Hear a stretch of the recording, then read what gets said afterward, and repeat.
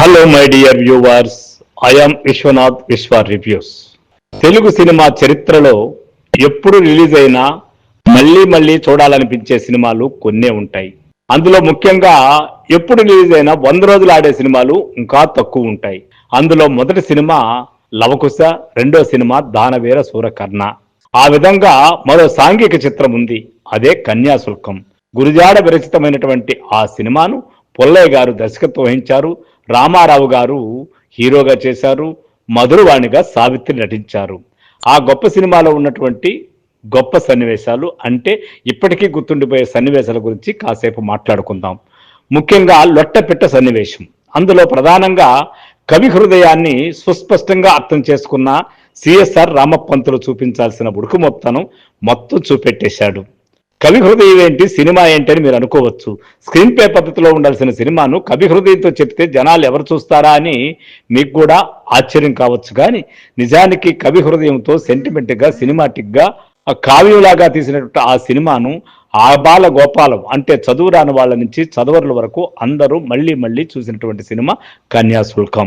బయటికి చదవండి, మొత్తం మీలో మీరు చదువుకుంటారే అని మధురవాణి చిలిపిగా అనగానే, మీ గిరీశం అనగానే బయటికి చదవాలి అంటూ కుళ్ళుకుంటాడు రామపంతులు.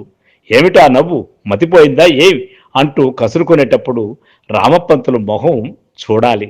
నిజంగా అప్పటి సిఎస్ఆర్ చేసినటువంటి హావభావాలు నభూతో నభవిష్యతి. ఉత్తరంలో గాడిద ప్రస్తావన గురించి లుబ్ధావధానంలో నిలదీస్తూ, గాడిదనెందుకు తెమ్మన్నావయ్యా, నా ప్రాణానికి కాకపోతే అంటూ దీర్ఘం తీస్తాడు. మధురవాణి పగలబడి కింద మీద పడిపోతూ నవ్వుతూనే ఉంటుంది. ఆ నవ్వును మనం ఎన్నిసార్లు చూసినా తనివి తీరదు, అంత గొప్పగా ఉంటుంది సావిత్రి నవ్వు ఆ సినిమాలో.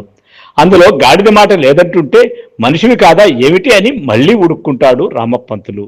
ఆ పాత్రకు తగ్గ ఆహార్యము, కౌటిల్యము, ముఖాన లౌక్యము, మాటల్లో వియోగము, ఇవన్నీ ఒక నటుడిని జీవితకాలం పాటు ఆ పేరుతో జ్ఞప్తికి తెచ్చేలా చేశారంటే ఇంకేం కావాలి?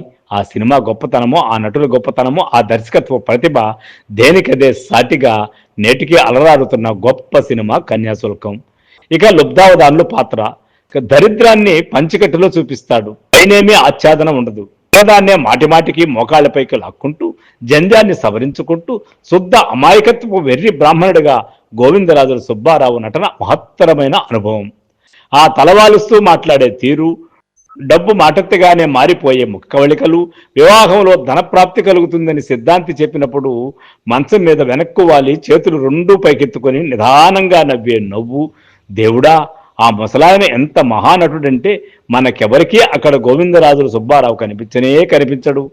కటిక పీనాసి లుబ్ధావధానిలే కనిపిస్తాడు. ఇక చెప్పాల్సిన పాత్ర మధురవాణి. నేటికి అంత గొప్ప పాత్రను సావిత్రి తప్ప మరొకరు చేయనంత గొప్పగా చేసింది మరొక నటి ఆ పాత్రను ఊహించుకోలేరు. అదొక ఆరితేరిన వేశ్య పాత్ర.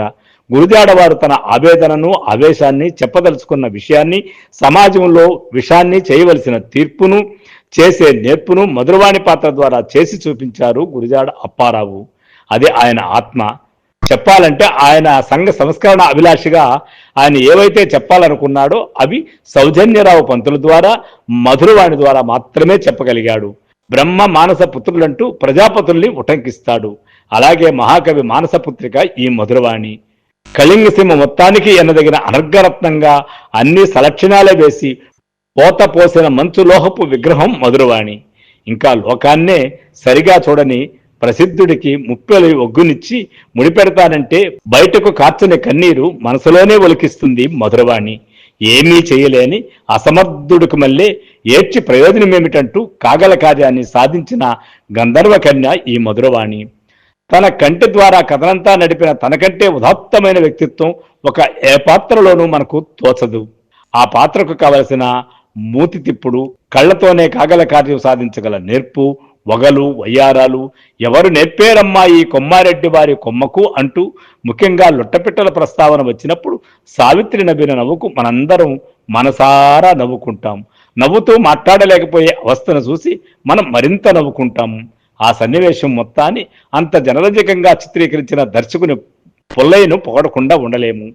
భగవంతుడంటే రామారావు, భక్తుడనగానే నాగేశ్వరరావు. మనందరి మనోపలకాల మీద చెక్కిన పేర్లు అవి. వారిరువురు నటించిన అనేకానేక పౌరాణిక చారిత్రక చిత్రాలు ఇప్పటికే నవనవలాడుతూ మనందరినీ అలరిస్తున్నాయి. కానీ కన్యాశుల్కాన్ని అద్భుతంగా తెరకెక్కించిన పుల్లయ్య గారు, డబ్బు పెట్టిన నిర్మాతలు, చిత్ర పరిశ్రమలో ప్రసిద్ధి చెందిన ఎందరో ప్రముఖులు కూడా ఇటువంటి కళాఖండాన్ని జాతి కోసం జాగ్రత్త చేయడంలో విఫలమయ్యారేమో అనిపిస్తుంది. ఎందుకంటే ఇప్పుడు ఆ ప్రింట్ను మనం యూట్యూబ్లో చూసినా, థియేటర్లో చూసినా అతుకుల బొంతలాగా రీళ్లు మొత్తం గిర్రలబడిపోయి శిథిలావస్థలో ఉన్నటువంటి దానిలో ఎక్కడో అక్కడ రామారావు, సావిత్రి, సిఎస్ఆర్ ఆంజనేయులు వీళ్ళు కనిపిస్తూ మనల్ని బాధకు గురి చేసినట్టు అనిపిస్తుంది. ఎందుకంటే వారి అద్భుతమైనటువంటి నటనా ప్రతిభను మనం చూసే భాగ్యాన్ని దాదాపు కోల్పోయి ఆ అనుభూతిని కూడా దక్కించలేకుండా ఆ సినిమాను చూసామని అనిపించేటట్టుగా ఆ సినిమా ప్రింట్ ప్రస్తుతం అందుబాటులో ఉంది. అరిగిపోయిన ఫిల్ము మాత్రమే మనకు మిగిలింది. అదొక పెను విషాదం. కీర్తిశేషులుగా మిగలాలంటే ఇలా ప్రతి మదిని అరవించాలి. ఆ రూపం కరుల ముందు తోచగానే మన పెదాలపై నవ్వే మనసులో అర్థమైన భావన మొలకెత్తాలి. అప్పుడు మాత్రమే ఆ వ్యక్తిలోని కళాకారుడికి సార్థకత. అలాంటి సార్థకత కలిగిన పాత్రల ద్వారా నిర్మించబడినటువంటి అద్భుతమైన చిత్రం కన్యాశుల్కం ప్రస్తుత అవస్థ అది. కన్యాశుల్కానికి నిరంతర అభిమానులుగా ఎవరైనా ఉండగలం. మనం అందరం కూడా కన్యాశుల్కాన్ని అభిమానిస్తాం. అది నాటకంగా వేసిన, చిన్న బిట్టుగా వేసిన, నేడు ఆ సినిమాలో ఉన్న ప్రతి ఒక్క సీన్ని అంటే ప్రతి ఒక్క దృశ్యాన్ని మనం కానీ రీళ్లుగా చేయగలిగితే ఏ రీళ్లు ఆ రీళ్లు పగలబడే నవ్వేటటువంటి కళా చాతుర్యము, నైపుణ్యము, కామెడీ, అన్ని రకాలుగా సామాజిక సంస్కరణాలకు సంబంధించి చమక్కులు ఎన్నో మనకు కనిపిస్తాయి. అలాంటి గొప్ప సినిమా కన్యాశుల్కం ప్రస్తుతం మనకు సరైనటువంటి క్వాలిటీతో అందుబాటులో లేకపోవడం ఒకటే మనసును బాధిస్తుంది. అయినా కూడా ఇప్పుడు కూడా అందుబాటులో ఉన్న ఆ సినిమాని, అందులోని మాటల్ని మరొకసారి చూసి తనివితీరా కళా హృదయాన్ని మీరు అభినందించుకోవచ్చు. మీకు మీరే అన్నంత గొప్ప cinema Kanyasulkam. Thank you. I'm Vishwanath, Vishwa reviews.